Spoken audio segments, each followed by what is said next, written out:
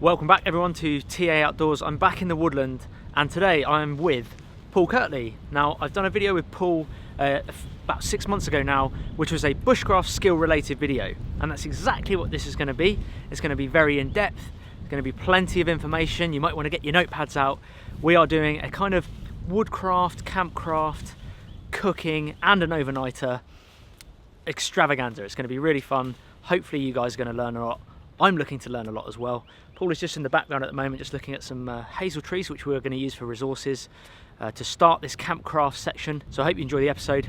Let's crack on.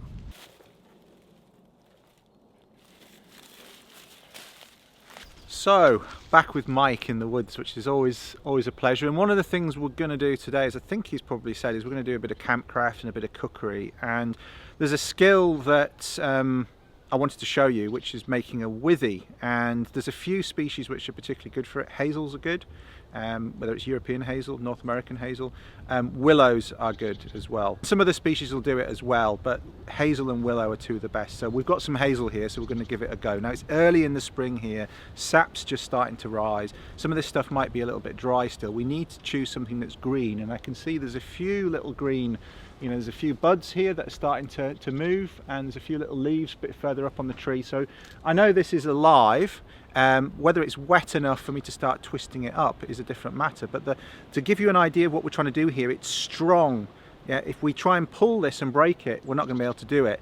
But if we try and tie a knot in it, it would just snap. We'd get a green stick fracture. So the idea of making a withy is twist it up in a way that we've still got the integrity of the fibres lengthways, so we've got the strength, but we've got much more flexibility, and then we can start using it for constructing things in camp as a kind of natural wire lashing, if you like. And that's the principle that we're going to try and employ today in building some of the stuff we want to do in camp. So you can see it's green. There's a few little leaves come in there. Sometimes it's easier with a slightly thicker bit as well. So let's try here.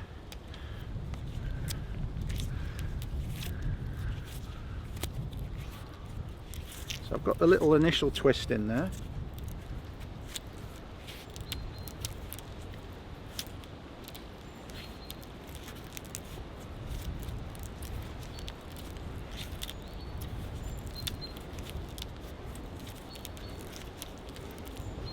And now I've got to a knot here, which again is a problem. So it's good if you see all the problems.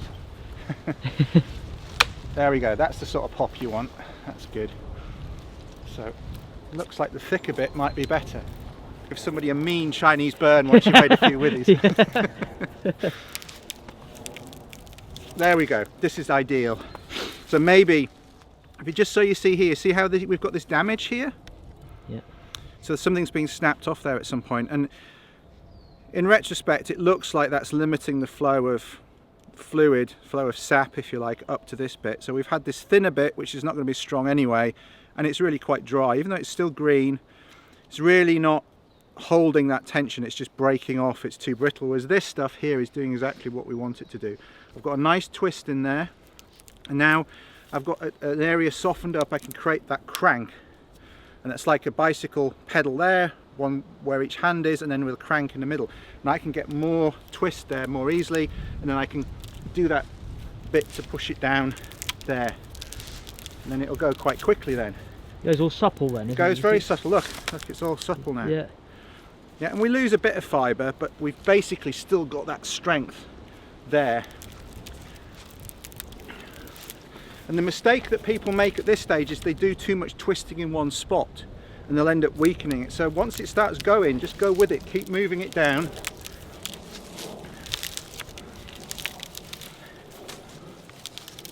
Try not to whip Mike with the end of it.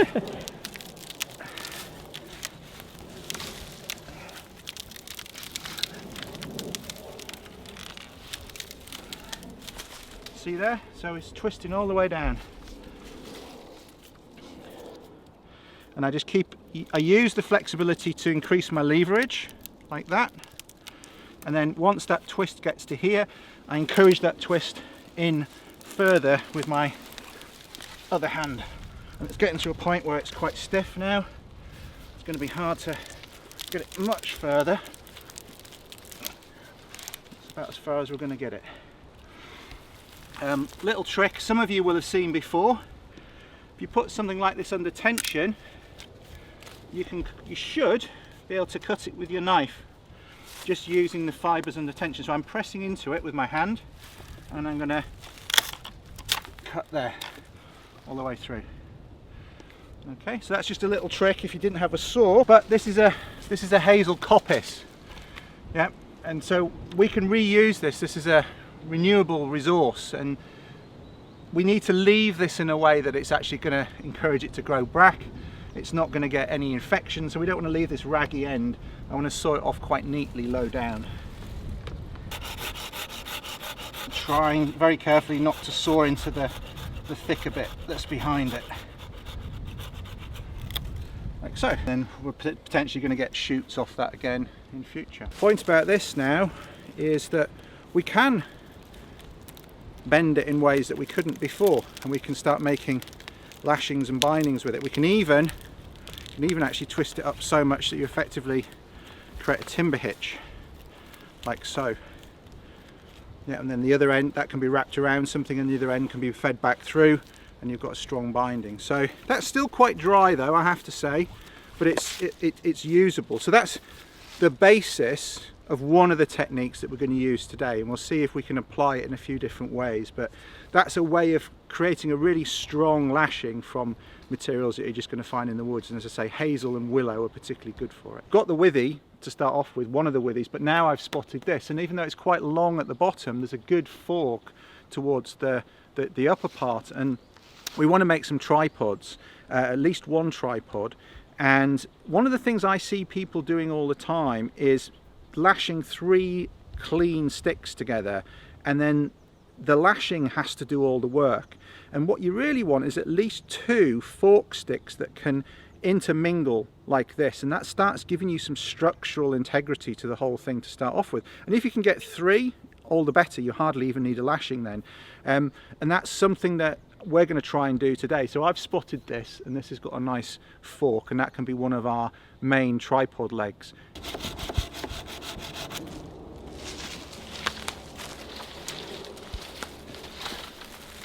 Here's our nice fork here that I was looking at, and we've got a nice tripod leg there as well. The other thing that's running through my mind at this moment though is just looking at what's above this, because one of the other things we might want is to create something that's a withy at the top with a hook on the bottom. That's a really neat way of making a tripod. So the withy that you lash the thing together with is also your pot hanger. So when I see a nice long piece like this with this side bit here, I'm wondering, can I turn half of this into a withy and have a hook at the bottom? So I'm wondering, Mike, if we maybe have a go at turning the top part of this into a withy. Sure. And I'll do that before I cut it, because then if it doesn't work out, we can still use it for the original purpose that we spotted it for. Okey-doke.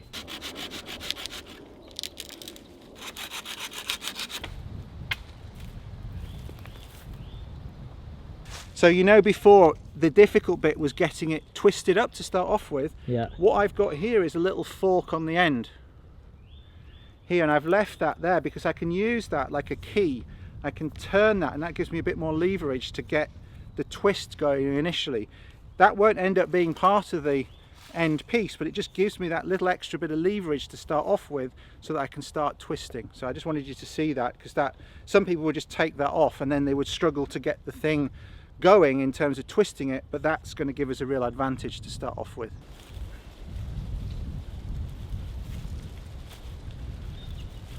So I'm going to get rid of that bit now because we don't need it anymore.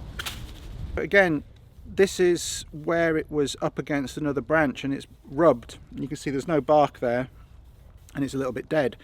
And this again, like the other bit that was dry towards the top, may well be just the marginal difference that makes in terms of how much moisture is further up here, and this is all a bit dry up here, which is why it's just breaking up as I try and twist it. It's unfortunate. It was worth trying, but the primary use that we chose this for is still there. Take that off there, and that's the fork that we originally wanted it for. It was just worth experimenting with, maybe making a nice hanger out of that piece. There'll be other pieces we can use it for as well. That's it. Yes. And then you build up a nice little rhythm then. So that's largely a nice flexible piece now that Mike's done a good job of there. Eventually got there. Yeah. You can do clove hitches with these as well, quite easily. Twist them up, you know, do a nice couple of loops and you've got a clove hitch. So there's lots of things we can start doing with this that if we try to tie a clove hitch in this, it's just going to break. Yeah. Whereas now we've got something we can bind stuff together with. Same again, so you saw it quite lay down. Yeah, and again, I found another piece here for one of our structural components. I thought it would be worthwhile mentioning two things for the benefit of people watching. First off, people might think that we're damaging these trees, particularly these hazel stools as they're known, by chopping bits off them. We're taking green bits, you know, for the withies, but also the structural parts are going to be stronger if they're green. We're going to have things that are hanging close to a fire. We don't want to be hanging nice dry firewood near to our fire, so we want material that's green that isn't going to catch fire easily. Some people watching this might think, well, you're damaging the trees. Well, two things. Hazel responds well to having parts cut. It actually encourages new growth. And traditionally in this part of the world, it was coppiced, which is it was cut back and allowed to regrow. And there's a number of species that respond well to that. Hazel's one, sweet chestnut is another one. We were in a sweet chestnut wood the last time I was here with Mike. Even hornbeam will respond to coppicing. Actually, Mike, if you come here, you can see it's rotten right into the middle of that bit there. Oh yeah. Yeah, so hollow, isn't it? Yeah, wasn't long for this world anyway, that piece. It's not doing very well. I'm not going to worry about cutting that right down low because that's already rotten out.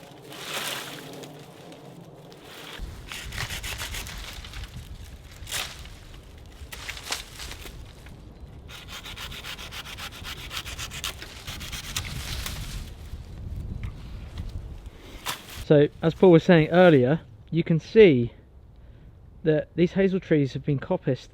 Loads of them have been coppiced. There's a big one over there, another one just down here. It's creating a renewable resource at the end of the day, isn't it? Yeah. Coppicing.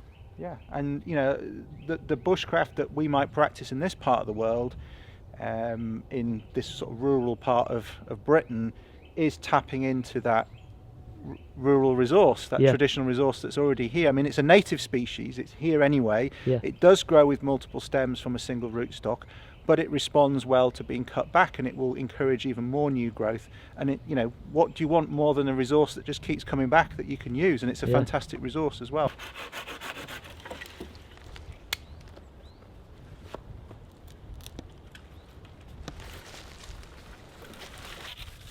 This is the beginning of my sort of season of working here. Yeah.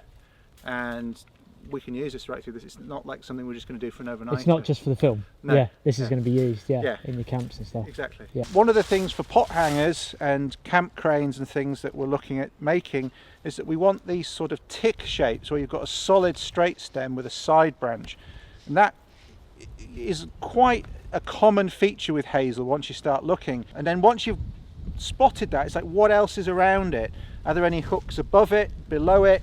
What else have we got? Well, I've got this twin set of branches here, and I've got something in my mind that we can use. We can bring those together, we can then put that over something, and then we've got a hook to hang down below. Cut that off there.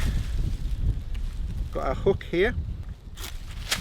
See that hook forming now. Keep it quite long actually, because again, you can't stick bits back on, but you can take them off later. So that's quite a useful bit. What's nice about this is it's pretty straight, it's a pretty even diameter, and it's still reasonably thick towards the top, which means I can apply yet another pot hanger technique. One you may have seen before, and one will certainly show the details of the technique, but carving a beaked notch so that we've got an adjustable hanger working off a rail higher up.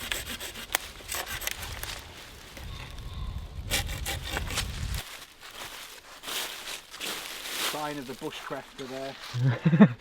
Suspect ringing going on, isn't it? But this is the stuff we used for tinder last time. For the hand drill, yeah. Yeah, that's the stuff we used last time. Fibrous. Yeah, in the bark of the sweet chestnut, so it's a useful one. Lots of different. Similar to cedar in that sense, isn't it? Yeah. Well, this is the inner bark. You know, because cedar's got fibres right to the outer part, hasn't it? But yeah, on the inside it's fibrous as well, and there's a few species that you can use like this.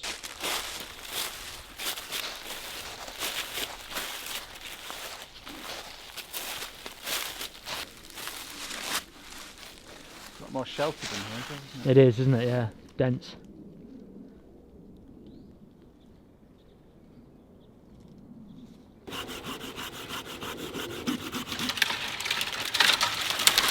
The other thing we can use sweet chestnut for when it's green is, while the bark is great for a tinder when it's starting to rot away, when it's green we can actually use it as a binding, so we might use that for some of our campcraft as well, and I'll show you how we might take some of that off. We're just going to run the knife along,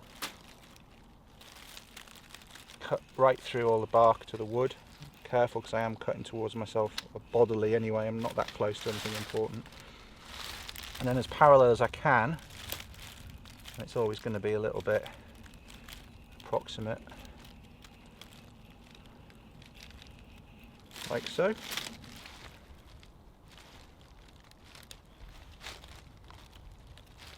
That's coming away now there.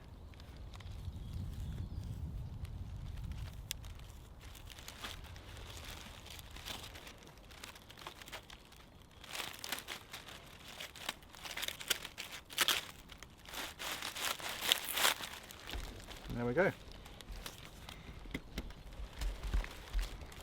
So that's like a piece of tape that's pretty strong. It's quite thick. You know, if you want to measure it against the width of my knife, it's probably a couple of mil thick, 1.5 to 2 mil thick. And again, we can do things like make clove hitches very easily with that. That works well. I often see people stick the sharp end under. It's actually more efficient because you've got this natural wedge shape where the tip comes into the beginning of the full width of the spine there. That's a natural little thing that you can just get that under the side and lift the edge. Use the spine of the knife. And you're not risking cutting into it either. You're not trying to cut in there at all. You're just literally lifting it, and once it's lifted, it comes away quite nicely.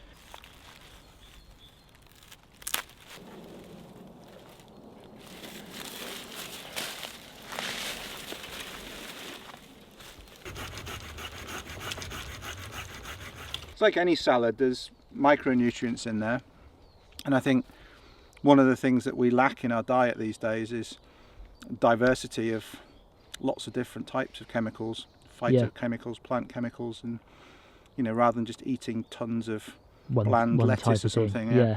The thing you need to be aware of with this is it's got quite a lot of oxalic acid in it. Yeah. It's where its Latin name comes from, oxalis acetosella, and so that in some people apparently can contribute to kidney stones. In bulk though? In bulk, yeah. And also, you know, you have to get oxalates in your blood. It's not just about getting oxalates in your gut. It should just pass through you mainly. But that's what gives it the sharp, acidic taste. It's the oxalic acid in it. But it's a nice little wayside nibble. Yeah. You don't need much of it. It's got a lot of taste to it. But you're saying there's bluebells obviously everywhere. There's bluebells here which are toxic, yeah. Yeah.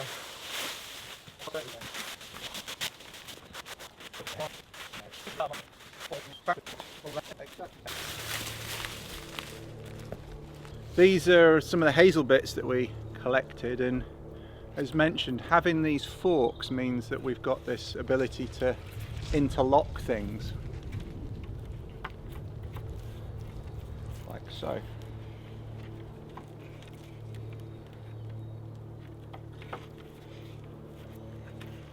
So it's got a lot of structural integrity before we do anything else with it, and in some ways you could almost have that freestanding. It's not really going to go anywhere, but we're going to make it a little bit more secure with one of the withies that we've made. Make a binding. We can use a clove hitch for that. That way. And that way. We've got our 2 Mickey Mouse ears over the end. See if I can get this over. Need a little bit bigger. I could do it around it as well, but I think it's easier in some ways to do it like this if the ends aren't too long. I'm going to get that around there. I'm going to pull that there to bind that up. You can actually, around here you can see that nice classic clove hitch shape, and then with the rest of it I'm just going to wrap it round. Yeah. You know, particularly later on as it gets dark, we'll probably still be working around the fire. We don't want things sticking out up at eye height, so that's nice and tight. Stick that back through there. Yeah, so I've still got the ends there if I need to retighten it, because if I cut it off where the clove hitch is, if I wanted to readjust it, I can't then. So that's why I like to keep the ends, but I also don't want them to stick in my eye. And there's a very solid tripod.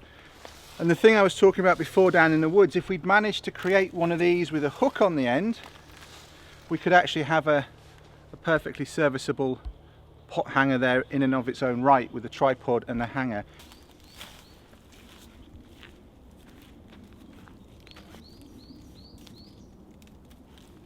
You can actually, if they're a bit thick, I mean, we don't need them to be this strong for this job, it's really just to keep things together, because that will hold itself together anyway. We've got the rigidity with the forks.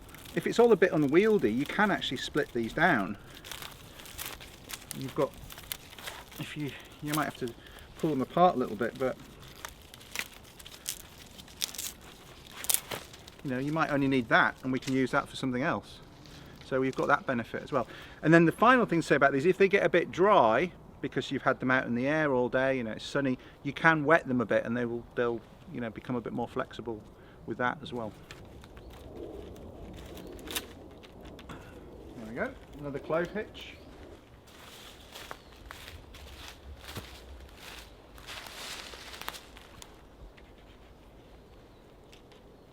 Got somewhere to have our fire in the middle, and we've got our cross beam, and now we just need to create some things that will hang off it, that we can hang pots and kettles and things on. Well, this is going to last us a while, Mike. I mean, I think it's worth us saying that we're not just doing this on a whim for a video, nor are we doing it because we're just here for an overnighter. This is an area where I teach quite a lot each year, and it's coming up to the beginning of my sort of spring summer season teaching here. So this is something we'll actually use for weeks and weeks. And the withies might get a bit dry, we might need to replace those, but the whole structure will last months and months and months, and we'll use this a lot. One of the things I see a lot people doing is leaving these hooks quite long, and then it being really awkward to get underneath the hooks of various kettles and pots. So all you need is the bail or the handle to fit in there. So you can take a good few centimetres, you know, an inch or so off that, but you just need to be careful to keep your thumb out of the way. We can use this chest lever grip here. It's powerful, but it's also controlled. Tidy that up nicely. And then we also don't want too much material around here either, so I'm just gonna, I'll bring this around the other way so you can see I'm right-handed. So again, I don't want too much meat on here in case it gets in the way of anything, but equally I don't want to thin it off too much because I don't want the hook splitting away. So I'll just tidy it but not take too much off it. And then I've got no issues when I'm dealing with a hot fire and hot pots and smoke in my eyes. I'm not struggling to get things on and off the hook like so. That's tidy enough. So we've got this split here, and this is strong that way, and that's the strength we need. People would look at this and think, well, that's not strong enough to hang anything off. Well, it's very strong, and we're just going to put this around our pole there and then put a binding around the top, and then it'll hang pretty securely. What's important is keeping a bit of overlap here. Yeah, so I don't want to take it too short, so I'm probably going to take it there and there.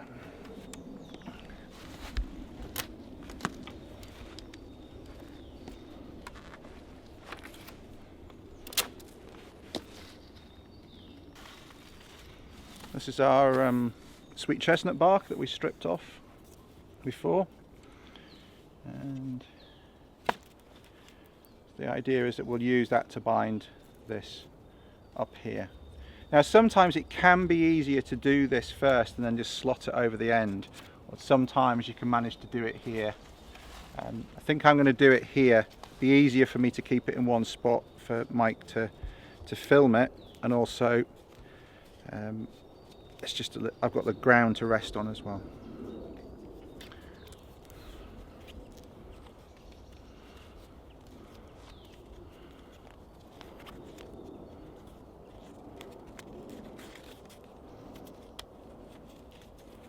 So again, it's a clove hitch, you can see that there, that nice shape. I'm going to squeeze that in as much as I can. I don't want to risk breaking either limb. And I'm just going to pull that in nice and tight, like so. And that's probably enough to hold it, but remember this is going to get dry, there's going to be a lot of heat coming up, it could crack when it's dry, so I'm going to wrap this around, and that does two things. One is it gives it more strength, and then the other thing is it actually protects the binding from the heat.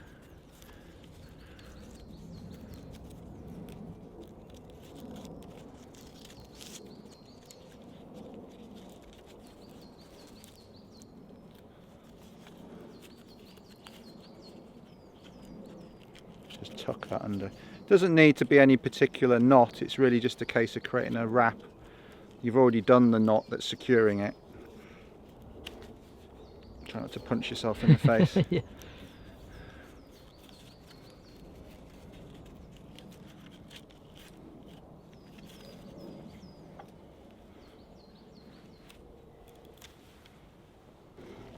And there we go. So we can just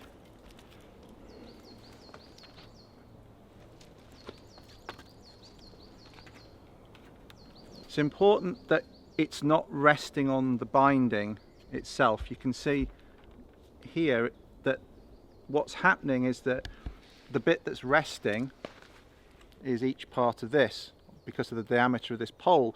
That means that that's trying to force those sticks apart, which is pulling that way, but that's exactly how the clove hitch wants to work. It works very well that way, and so it's a very strong binding. So people think, oh well, these sticks aren't strong enough, the binding's not strong enough. Well, you're taking the optimal angles for each. The sticks are strong that way, they don't need to be particularly thick, and the binding is strong crossways, and that's the way that the sticks are trying to pull it. So that works well. It's a lot stronger than it looks. It's also quite thick to be working on with my knife, so I'm just going to saw it to a more manageable length.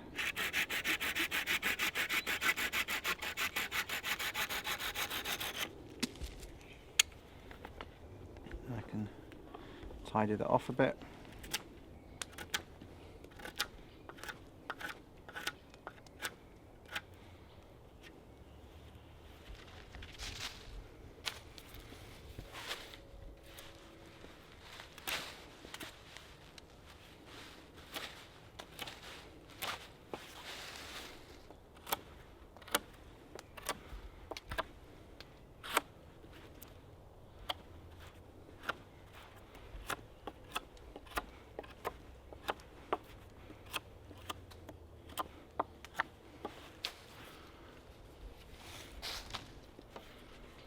So what we want to create here is an adjustable hanger, because the one we've created is great, but it's not adjustable at all. It's that one fixed length, which is really good for some jobs, but not good when we want some adjustability, variability in what we're cooking.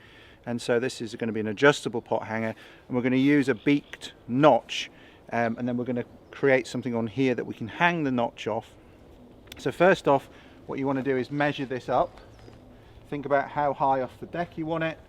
Think about, you can have a loop of something here, and we can look at different options in a little while, and then the beaked notch is going to hang off that. So I think if I create the first one about there, your hook is there.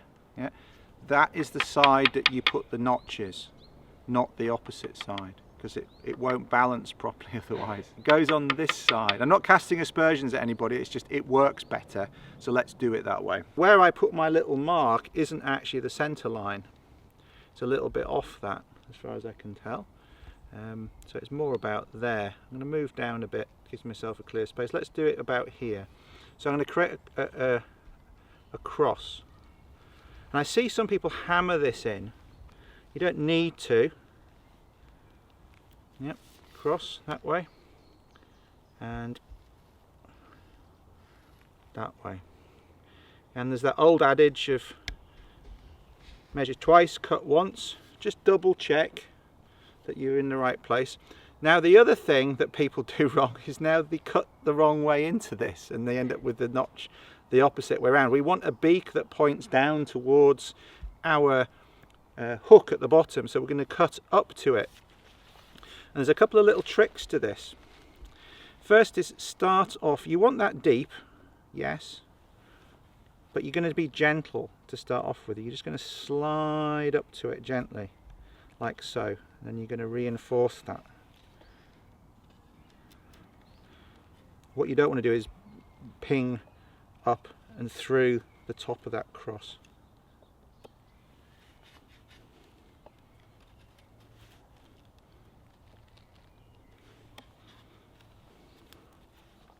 Now at this stage, one thing I'll say is that you see people trying to cut underneath this with their knife often on some videos that I've seen. You don't need to do that. Yeah?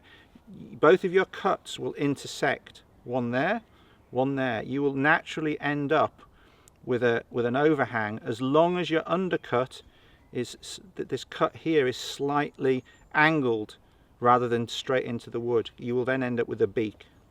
So you only need to do two cuts, one there, which we've started, and then one here, this way. And again, start off gentle. And if you want to work down onto a stump or a log, you can do that.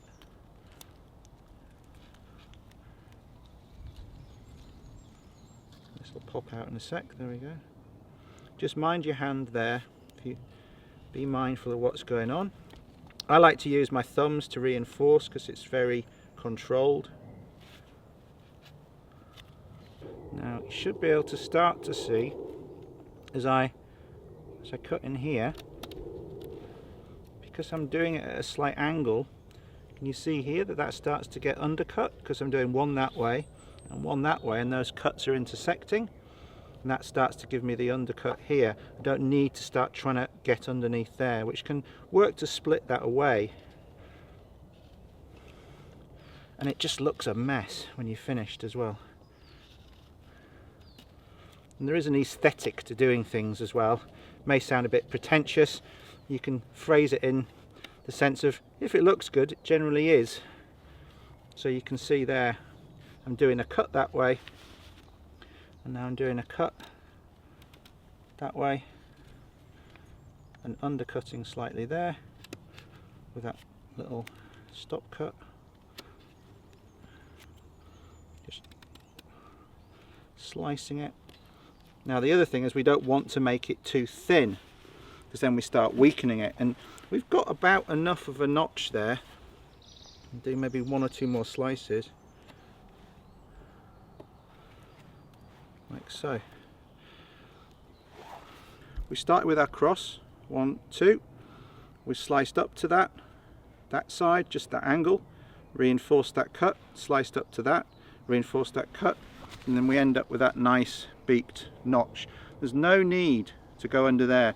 Now if your angles are quite steep there and there, you might end up with quite a prominent ridge there. At most, if you've got something quite wide to hang it off, you might need to just remove that ridge, but that's it. You don't need to be gouging out underneath it. But the secret is, once you start cutting in, don't go vertical, just go in at a bit of an angle, and then you get that nice little notch there. So we do one about there.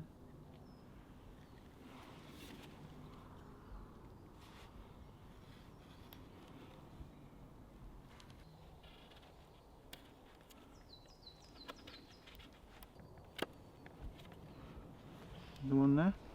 So we make as many of these as we need, as we think we need in terms of adjustment. But one final tip on this, again, something I've seen people do, is cut it off really quite short, particularly close to the first notch. But in terms of this balancing well, it's good to have a counterbalance, so keep the top end long. The other thing with that as well is it allows you to lift it without having to grab here. Even with a simple pot hanger, you can get hold of the top and just lift the kettle off the fire using the stick, and that's handy as well. I think we showed that in the last video actually, Mike. Yeah, I think we did, yeah. Cool. So that's that. Now we need something to hang it off. In terms of attaching this, there's lots of different ways of doing it. We just need some sort of loop. So what have I used in the past?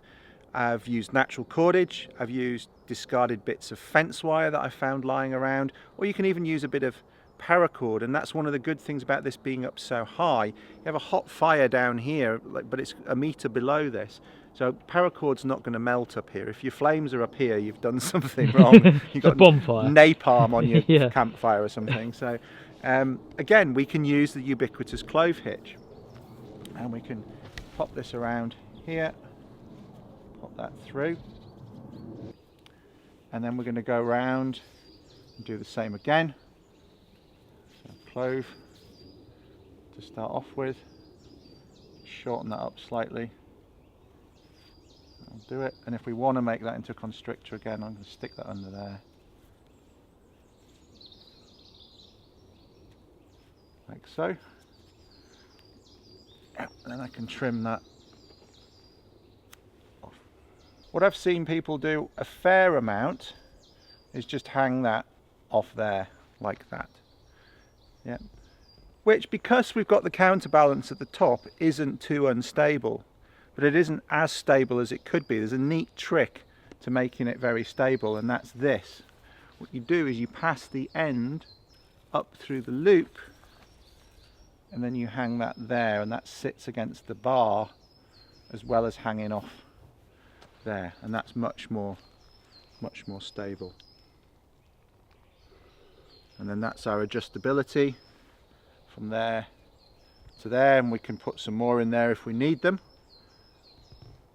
Now we're getting to the middle there, so the end might be a bit too long. If we're going to have notches down here, that's starting to be a bit top heavy at this stage, but remember, we're going to have 10 kilos of Dutch oven on the bottom, so once it's at that stage, it's probably going to be all right.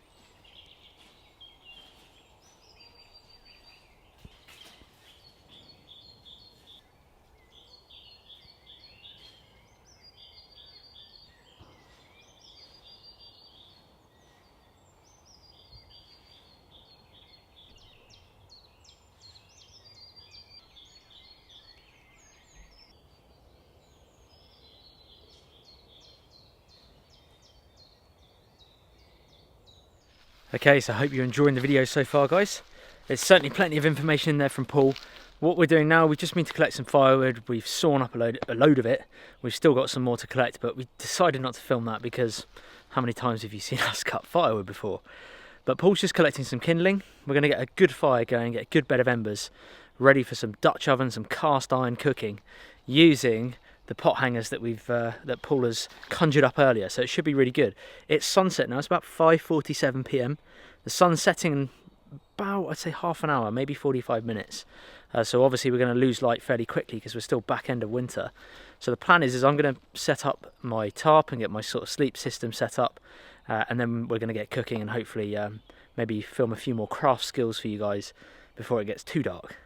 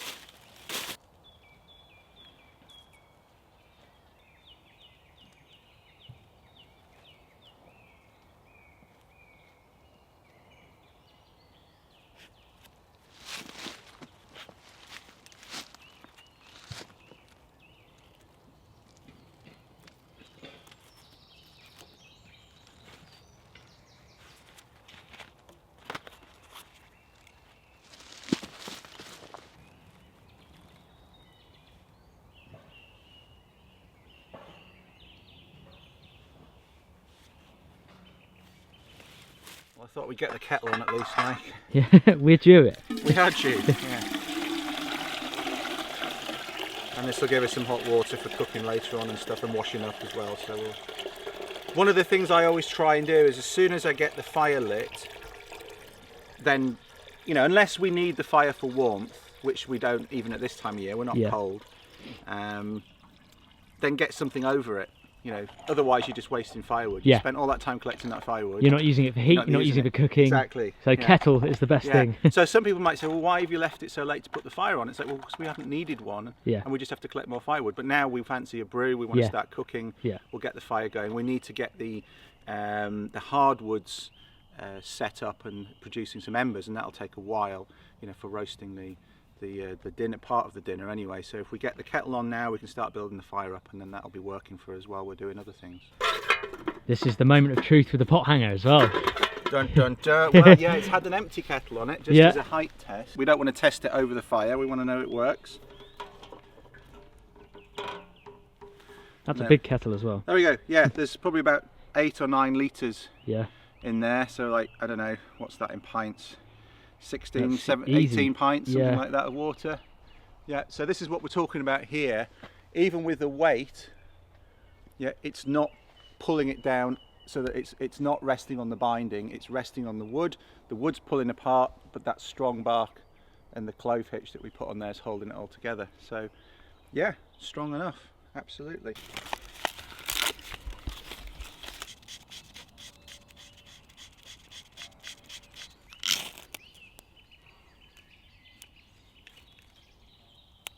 Technically it's going, but oh, it's going.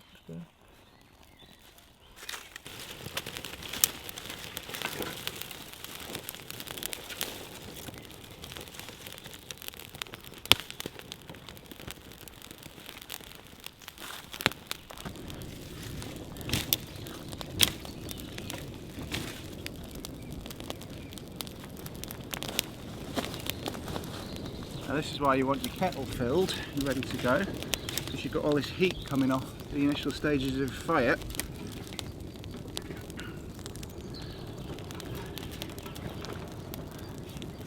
There we go. And this is why we use green wood for the hangers as well. See, by the shape of your ferro rod, you use sort of the tip of it. Why is that? Yeah, well, I like to use the tip of the knife, and I've done videos on this before, and people can find them on my channel. But I'm pushing a big spark off the end, like so. And I'm really thinking about I'm not even thinking about making a big spark. I'm thinking about pushing as much metal off as possible. So there, and then I just do it fast enough that it creates a spark, and it's a big concentrated spark, which for a lot of things is what you want. Yeah, some things, yes, you want a big spray, like that. Okay, but for a lot of things, you know, think about, you know, getting a spark exactly where you want it. You want it very concentrated, minimum distance from where the spark ignites to where it lands, so it's nice and hot. It doesn't burn itself out before it gets there, and then you get lots of heat exactly where you want it. And it doesn't throw away your tinder material like you would if you slam down on a ferro rod. Your material can go everywhere, can't it? Exactly. So I'm using the fact that you got a nice right angle between where the bevel, most people are using flat beveled Scandi grind knives for bushcraft, where that bevel comes up to towards the tip. That's a really good angle there. Even if this won't catch your ferro rod, it normally will do there. It's a sharper, almost like a sharper. So I'm getting that right on there, and I'm nearly cooking next to this fire here. It's hot. Yeah. And I'm getting that right on there. I'm not that angle there. You need to be careful. You're not pushing it that way at all. You don't want to ram it into your finger. Literally, I'm pulling back with my finger a bit there and pushing forwards in a controlled fashion with my thumb, like so. That's a useful tip, I'd say. Yeah, and I'm going to move now because I'm too hot. It's roasting. No, it's a bit blurry and fuzzy, guys, but that's the setup for tonight. It's literally just a flying tarp, as they say. Simple triangle. That's all I'm going for. Shed the rain. Bed's going to go down there, and yeah, sleeping bag on top of that. I've boosted the camera settings so it actually looks lighter than it is, but it's darker than that. The fire is going. Paul's gone to get some coffee, and we will be cooking soon. But great camp setup, you can see it there, how it's all working. Really, really useful and good sort of bushcraft skills. Using nature to make life a bit easier in the woods. Paul, what are we cooking up here for the camp feast?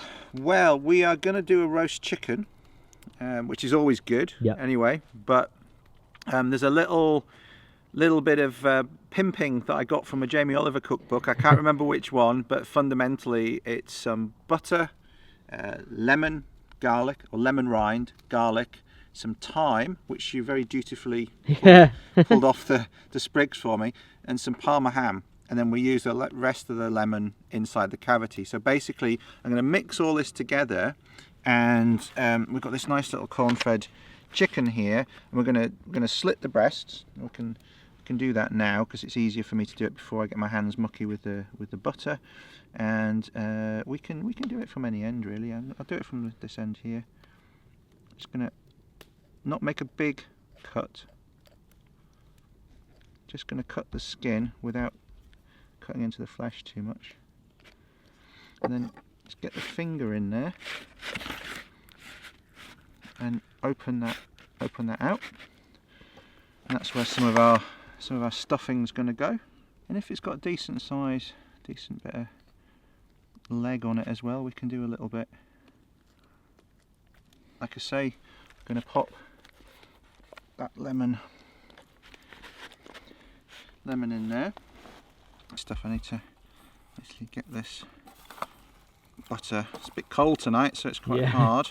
Basically, you just take some of this and you stuff it in there, like so. Take some of the Parma ham. You can mix the Parma ham with the butter, but sometimes you end up with more butter than you want, which is good to rub on the outside. But I don't really like sticking the Parma ham on the outside because it goes a bit sort of crispy, it frazzles it a bit. It's better if it's under the skin.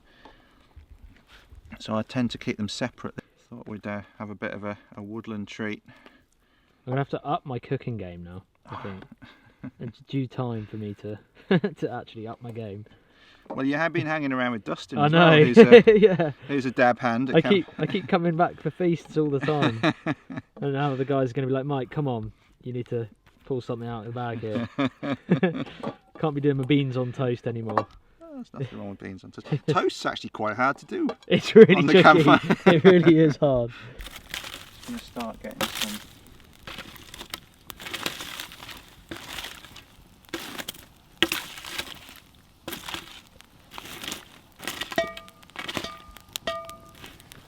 So the aim really is to keep producing coals over here, and we can just keep raking them across. Fires take quite a lot of management, and we get very used to cooking at home, setting something on gas mark, whatever, or setting it to 200 degrees and leaving it for the specified time. And outdoors, you've got to keep managing stuff. You can see there's already some heat going to that because the water that was in there. Yeah, it's steaming away. Doesn't look it on camera, doesn't it? You think, oh, there's no heat, but right here where my hand is, it's got to that's the point really warm. Now, my judge is always like, my trousers get so hot that if they touch my skin, it's like, oh. Yeah. So where we are now, a couple of feet away, we're feeling the heat there. So that there's some good heat under that.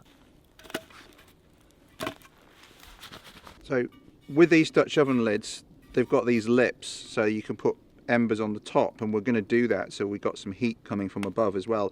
That means these are really hot to handle later on. So one of the things I'm going to do is create a simple lid lifter. You don't need to get one of those bought ones, you know, people produce them. I mean, you can have them in your kit if you want, but if you've got an offcut of your tripod like this, I'm just going to chamfer the end of this so that it fits under the lid without the lid rotating, and I'm just going to make a simple screwdriver end on that with my knife. Tidy the end a little bit fatter on that side. Get rid of that. I'm just going to test that for size now. Let's have a look. Yeah, that's perfect. Okay, so it's not going to rotate, but it means I can, from a distance, I can get the lid on and off without any trouble, without having to touch it with my hands. Yeah, it's a reasonable heat.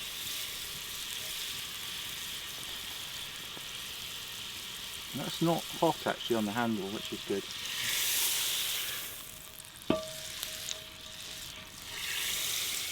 So I'm just putting this in so it doesn't completely stick to the bird doesn't completely stick to the bottom of the Dutch oven when that goes in.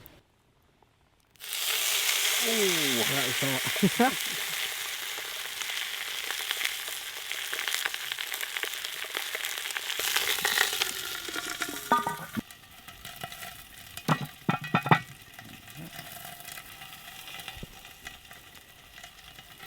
There can be more heat. The heat can be going over here, which is fine for this side of the pot, but you can end up with a hot spot here and this side of something that you're cooking a bit cool. So what you might want to do periodically is just take the pot off, lift it and turn it around 180 degrees. Yeah. That's more important with things like baking bread. Give it an even bake. Yeah. Even when if you're making a loaf and you're proving it and you've got it quite high, again, a cool breeze can make a big difference to how quickly it rises when you're proving. It's got some nice root veg, carrots, parsnips, bit of oil, and just going to do some roast veggies, but also a nice little addition, some coriander seeds. And bonus points for anyone that leaves a comment saying, what do all of these three things have in common? Ooh. What is the common feature between coriander, parsnips and carrots? Leave your comment below. Leave your comment below. No prize. Other than our undying admiration. Yeah. Put a bit of oil in there. I know it takes a while for them to come out. I don't have that patience level. Yeah. When people because some people hate coriander. Yeah. And I think it's... I like it. I do. Yeah. But some people think it tastes soapy, or that it tastes of like stink bugs. No, seriously, some people say that that's what they think it tastes like. But apparently there's a chemical that some people can taste, that some people can't taste, that's in coriander, and that's why some people really don't mind it, and some people absolutely can't stand it. Oh, look at that. That is looking good. Yep. All clear juices, all looking pretty good. So I think the veg will be done very soon. It'll be soft and tender. Should be. We don't want an accident at this point, do we? Disaster, that would be a disaster. Looking very nice. Just a little veggie paring knife, really.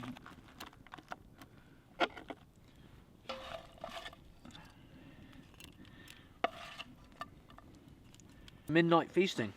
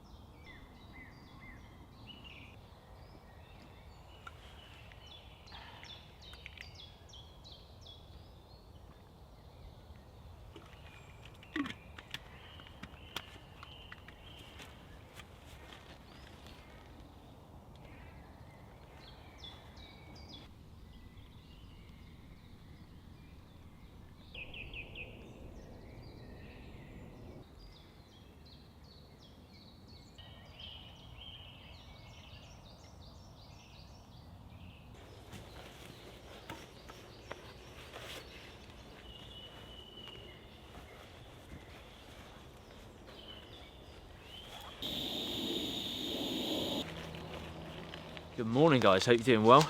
I changed my setup last night. Originally I had it as a triangle fairly low to the ground, but because there's no wind at all, I actually changed it last minute, lifted up one side quite a bit because it's then facing the sunrise, and I had a really nice sunrise because I knew it wasn't going to rain and there was no rain forecasted in the night. So I figured if I lifted that side right up, I'd be able to kind of wake up naturally with the sun on my face, and it really paid dividends actually this morning. Got a really nice sunrise just coming up over the back of the trees of there's some kind of mixed Scots pine and small silver birch trees just over beyond our fire and cooking area, and it was just awesome. And even last night where I'd lifted it up, the fire was still going and I could still see the fire, whereas by having it shut down like that, it's good for kind of stormy conditions and heavy rain and strong wind. but when it's a lovely still day, you don't get to see much of the kind of surrounding woodland. So actually it worked out really well. If it was really strong winds or rain, this would probably be a bit useless because it's too high. It's going to catch the wind a lot. It's basically acting like a parachute.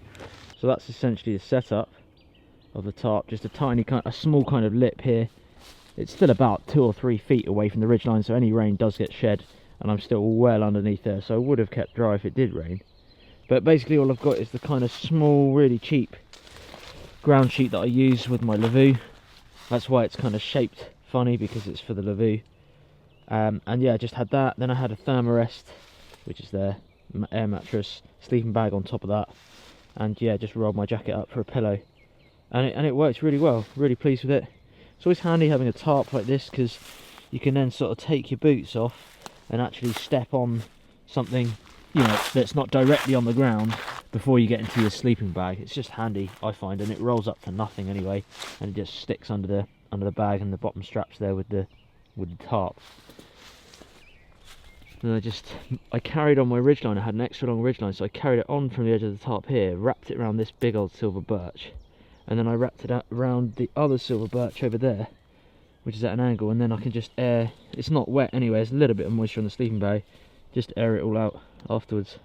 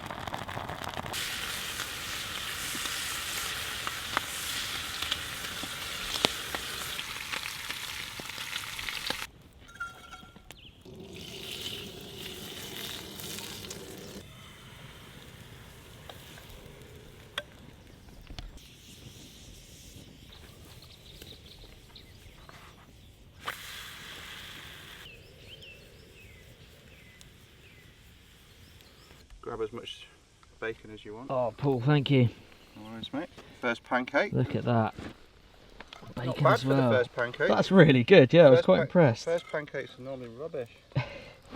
The sacrificial pancake, Yeah, really, isn't it it? often is, yeah. Oh, look at that. Crispy And bacon. there's a bit of maple syrup up there as well. Oh, is there? Yeah. Oh.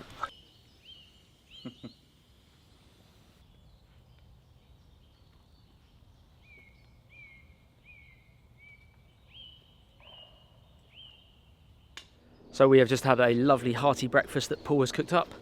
Pancakes, bacon, maple syrup, went down a treat, bit of coffee as well. What we're going to do is film a little bit more campcraft stuff for some simple pot hangers that are kind of ideal for maybe the guys out there who are doing the solo trips, and you know, the overnighters where you're not here for maybe too many multiple days. Just a quick, simple pot hanger setup that is efficient and gets the job done. Right, well, we're out on our own. We've got our solo billy pot. We're just simple one pot meal. We want to get it over the fire. Maybe we want to boil some water. We're not going to do anything elaborate. We're just here overnight. Maybe we've arrived late in the day. Something really simple. If you can find this type of fork stick that we were looking at yesterday, that's pretty much your simplest pot hanger done. You need to make a point in the end, and it can go in the ground, and of course that in itself will hold a billy, and we just set it at the angle we want, and we can look at a couple of ways of doing that, but that's your pot hanger done. It's not adjustable, but if you're just boiling, doing a simple meal, that's all you need. So that's a really quick and easy way of doing a waugan or a simple pot hanger. One thing I would caution against is, well, this is probably strong enough while it's in the kind of cold form. That's going to get warmed a bit. Wood does tend to get a bit more bendy when it gets heated, particularly green wood. But more importantly still probably is the fact that this is quite thin here, and when that's in the ground, it will have a tendency to cut into the ground. So once you get a 1.5 kilos of water on the end of there, 1.5 litres, 3 pints or something, it's going to be cutting into the ground. So you might then need to put something underneath it, and that's a good general trick to hold it.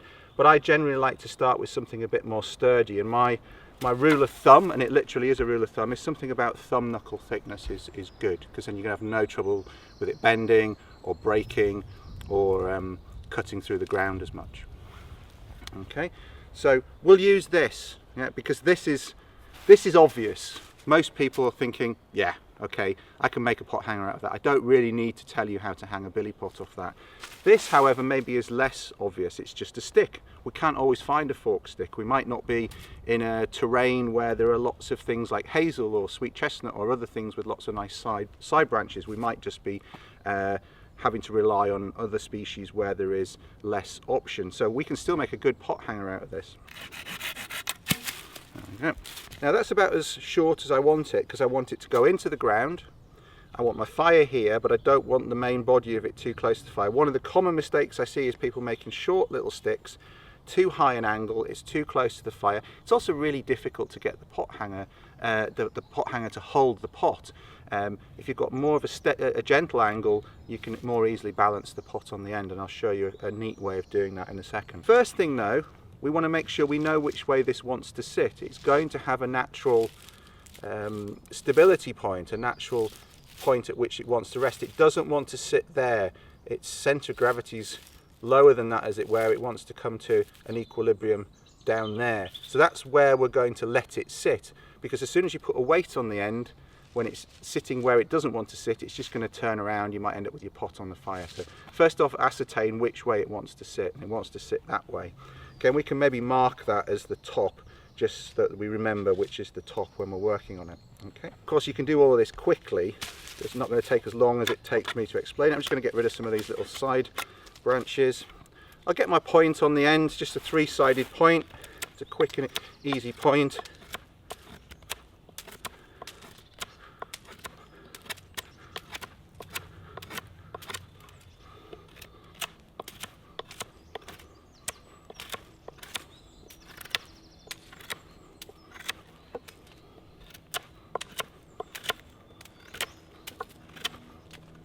There we go, nice sturdy point on that end. This end, just going to bevel the top, because I will maybe need to knock this into the ground, so I don't want it to split. Now if there's a trick to this at all, this is it. We want to be able to hang our pot on here, and okay, we might be able to balance it on a little knot, but it's a bit precarious. It's certainly not going to sit there. Alright, so we're going to just do a simple thing so it will sit there. Make sure my fingers are out of the way. I'm going to do a cut across, and I'm just going to scallop down to that.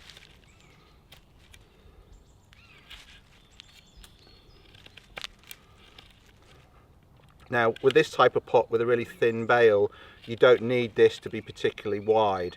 With one of the zebra type billies that a lot of people use, they've got quite a wide handle on them, and you need a bit more space. So I'm doing this more in the style that I would do, that would accept any billy can, just with a bit broader cut. You can do a sort of shallower crescent if you're using something like we've got here with a Moore's pot.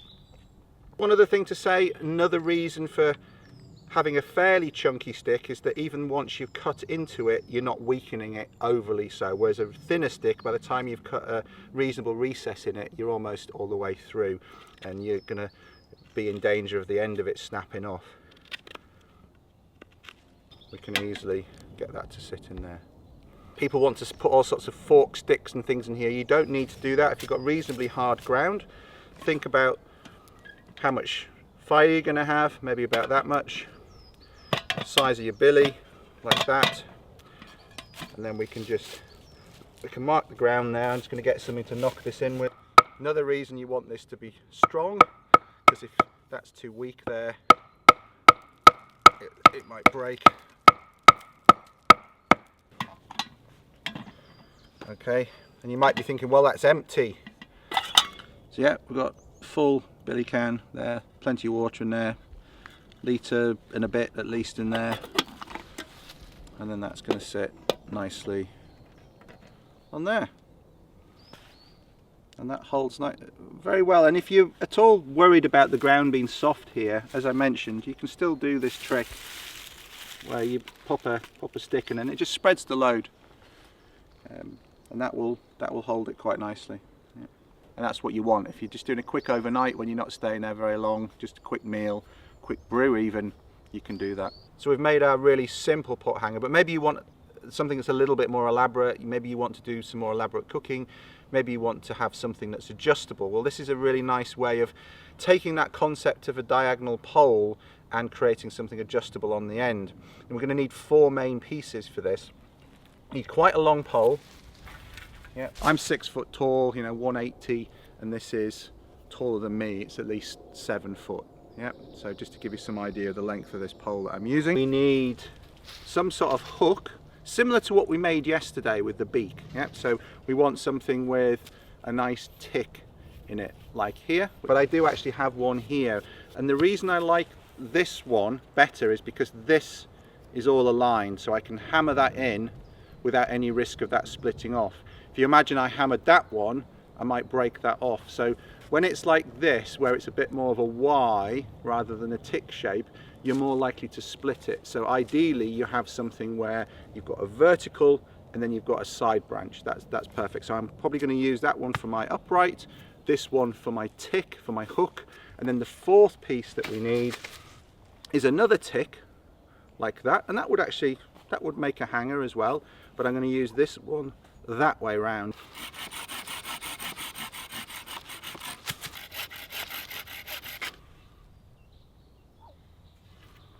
It's a bit long.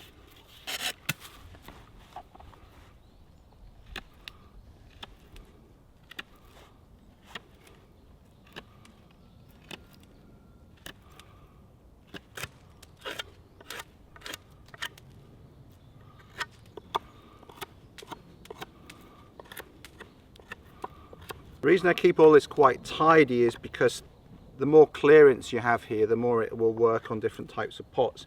Clearly there's a lot of clearance here, but sometimes you've got less room between the handle or the bail and the top of the lid, particularly if you've got a kettle with maybe like a little wooden bit on the top, or a pot with a little wooden, there isn't always a lot of room, so you want to make sure that the bottom of the pot hanger will fit in here. I'm going to leave that for now, but we're going to put some beaked notches on that like we did on the big rig yesterday. I'm going to need a point on this end because it's going to go into the ground. So again, just do a quick 3-sided point. 2 sides isn't a point. 2 sides is a chisel shape. The minimum number of sides you need to make a point is 3. Doesn't have to be 3-sided, but it is still it's quite strong structure still then. And it's also relatively quick and easy to do once you've got the angle sorted in your head, like so. We're going to hit this end, so we want to, just as a matter of course with pretty much anything that we hit, just bevel it so it's less likely to split and fray off. You could also level that off a little bit on the top actually, it's just a little bit there. People watching this might be thinking, well, he's cutting towards his hand. Well, I'm actually bringing the handle to the web of my hand like so. So I'm not bringing the knife towards my thumb, that would be bad. Yeah, I'm bringing the handle in like that, and I'm just prying off the side here for a bit of purchase, but that blade is not coming towards my thumb. Just want to be clear about that. Anybody wanted to try and replicate that, it's a common mistake. Good rule is that if your fire's here, say that's your little campfire there, you want the upright clearly not to be right next to the fire, and a good rule is for it to be a step away, so something like that. Okay, then you need to think about the height you want the pole to be over the fire, and I would say that's probably a good height from experience there, maybe about 3 feet off the ground for the end of it. So then I can see that I want this pole here to be a bit shorter, because at the moment my V notch is up there and I want it to sit under here and support it. So I know that I need to take maybe a little bit less than that off the bottom, because we've got a bit of room at the top, and then we also need to put it into the ground, so I can measure it that way upside down. So I'm going to take it off about there.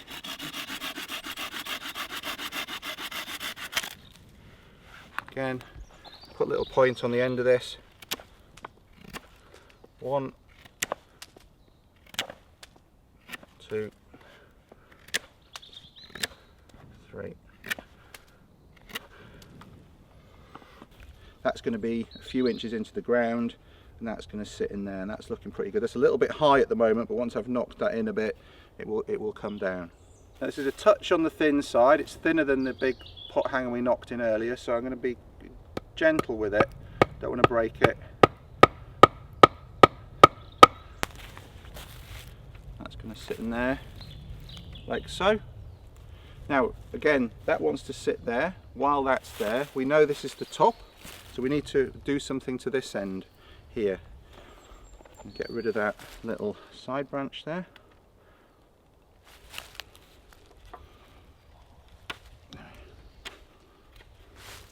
It wants to sit there. Yeah, definitely wants to sit there. Measure twice and cut once. So I'm going to flatten this off now. Just tidy that end off, just to keep it from getting tatty.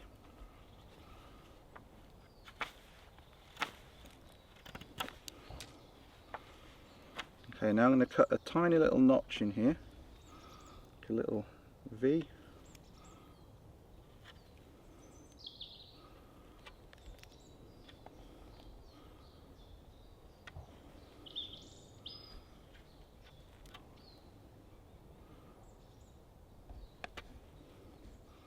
That pops in there, back where we want it, where it wants to sit, like so.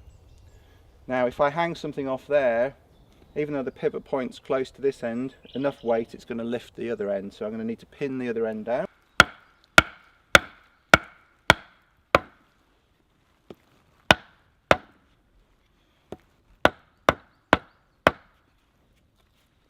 There we go. Now we can work out where we need the notches. So I've got the pot that I know I've got. I know broadly how big my fire is going to be. So we can work out what's the lowest it's going to want to be. Probably about there, yeah? We don't, you know, there's not going to be no coals or fire underneath it. That's probably about as low as we want it. So we can have a look at that and think, okay,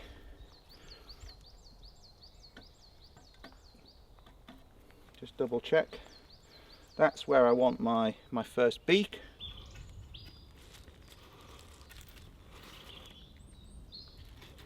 You can see there, I hope, on the camera, you've got that nice beak. I've done nothing to undercut that directly. It's literally the intersection of two slightly undercut side notches that overlap there, they intersect, and then you naturally get that beak there.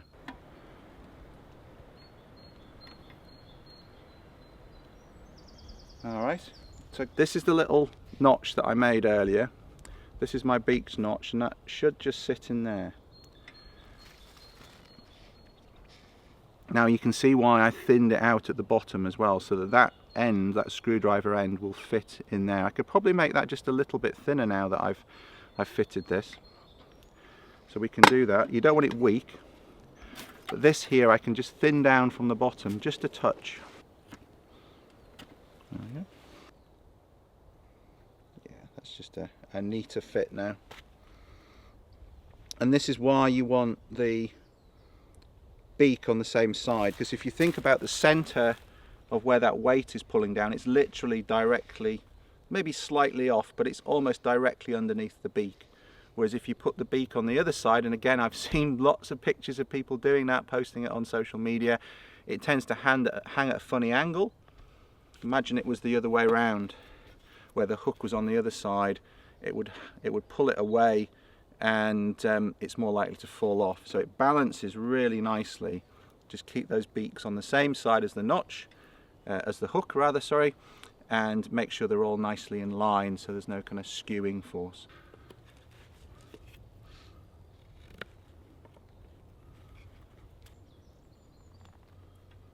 There we go.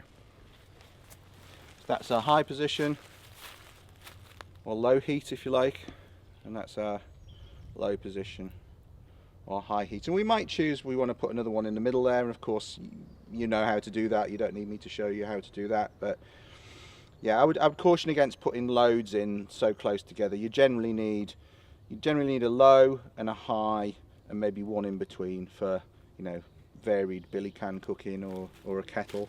And that's it. That's your adjustable pot hanger or waugan stick, and very simple, really about material selection and then a little bit of knife skill, and you're away. It doesn't take that long to make. Paul, thanks so much. I really appreciate it. My pleasure. Always a pleasure, mate. Really, Always really good. I certainly learned a lot of skills here. I know they seem kind of basic, but that, you know, it's like you were saying earlier. It's good to get the basics right early on. Yeah. And I hope you guys have, you know, picked up some tips here. This has not been so much about me. It's kind of been about the skills itself. It's one of those skill videos. I have actually done one previously with Paul where we did a lot of in-depth information on axe skills and kind of campcraft like this as well. Some sawing tips as well, and also the hand drill. If you want to see that, I'll put a link in the description. For those of you wanting to know more about this kind of stuff, Paul, what can they do to kind of find more information? Yeah, Mike, if people want to learn more of my stuff and from me, I've got a blog at paulkirtley.co.uk, and Mike, I'm sure will link to that, but paulkirtley.co.uk. I've been writing that since 2010, so there's 8 or 9 years of free material there. Loads of info. Loads of info. There's some videos, not as many as Mike's made, but there's some vids, there's podcasts, there's Q&A sessions, there's lots of written tutorials, photo blogs, whichever way you like to consume information, there's a ton of stuff there. And for people who want a more focused bit of learning, perhaps, I've got an online course, because not everyone can come and do courses with me in the woods. It's expensive, you've got to travel, etc., etc., and also they're generally quite full. I've got an online course, Online Elementary, and if you want to get a couple of free videos for that, people like your channel, like videos, sure, I guess. Yeah. If people want to get a couple of free videos from that course and learn more about the course, no obligation, if they go to paulkirtley.co.uk/OE Bushcraft, so OE for Online Elementary, Oscar Echo Bushcraft, that will take them straight to a page where they can ask for those videos, and I'll send you the links for the videos. Well, that's very generous, and you know, guys, that many years worth of information, it's quite hard to find in one place. So yeah, do check those out. I'm also going to put links as well as text on the screen. There's going to be some links in the description below. I hope you've enjoyed this video. We've had a fantastic time. Spring is pretty much here almost. Wonderful. Isn't it? It feels really nice. We've had some really good weather. I've actually got a couple of canoe trips planned with Paul this year. I'm not going to tell you too much about that at the moment. Secret. It's all secret squirrel, but I'm really looking forward to them. I hope you've enjoyed this video. Be sure to hit the subscribe button if you have, and go and follow Paul's stuff. There's links in the description below. Thank you so much for watching, guys, and we will see you soon in the next episode. Yeah, thanks guys. Take care.